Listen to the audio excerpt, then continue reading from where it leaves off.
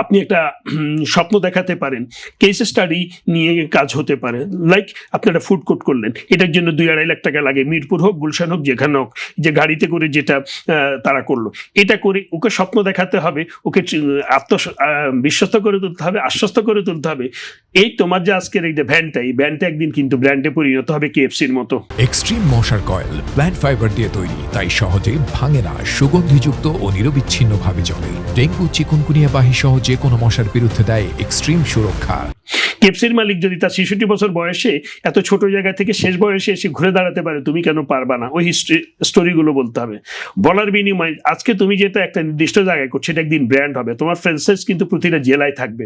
কেন? প্রতিটা জেলায় কিন্তু উদ্যোক্তারা 2 লাখ টাকা 1.5 লাখ টাকা জোগাড় করে কিন্তু তারা একটা এরকম তোমার ফ্র্যাঞ্চাইজ নিয়ে করতে পারে।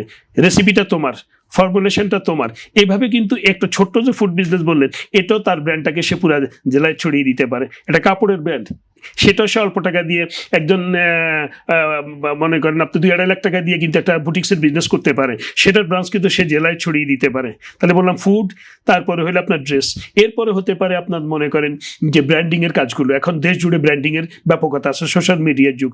এখন একটা বাংলাদেশে ঢাকায় প্রথমত 2-2.5 লাখ টাকা খরচ করে কিন্তু সে একটা প্রথমে একটা ব্র্যান্ডিং ফার্ম করতে পারে। আগে যেটা ট্রেডিশনাল অ্যাড ফার্ম ছিল, সোশ্যাল মিডিয়া অ্যাড ফার্ম করলো, করে সেখানে ডিজিটাল প্ল্যাটফর্মে কাজ করার জন্য সকল আয়োজন থাকবে।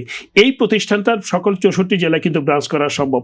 ওখান থেকে আবার জেলা পর্যায়ে এখন আপনি জানেন ব্র্যান্ডিং কিন্তু হয় সোশ্যাল মিডিয়া ব্র্যান্ডিংয়ের কারণে। এর ব্রাঞ্চ হিসেবে সে ট্রেন করবে জেলা পর্যায়কে। তাহলে এই ডিজিটাল প্ল্যাটফর্মের যে অ্যাড ফার্মটা, সেটার কিন্তু 64 জেলা ব্রাঞ্চ হতে পারে। তার মানে সেটাও একটা ব্র্যান্ডেড ফার্ম হতে পারে। এই স্বপ্নগুলো তরুণদের মধ্যে দেখাতে হবে। দেখায় প্রতিটা জেলাকে সাথে রেখেই পরিকল্পনা করলে আমার মনে হয় এখন একটা সুসময় নতুনদের উদ্যোক্তা তৈরি হওয়ার। সবকিছু তো হবে, হওয়া কতটুকু সম্ভব?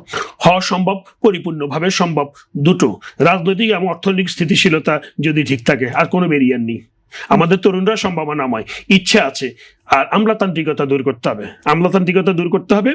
আর একটা হলো আপনার রাজনৈতিক এবং অর্থনৈতিক অস্থিতিশীলতা যদি না থাকে, তাহলেই সম্ভব, আর কোনো বাধা নেই।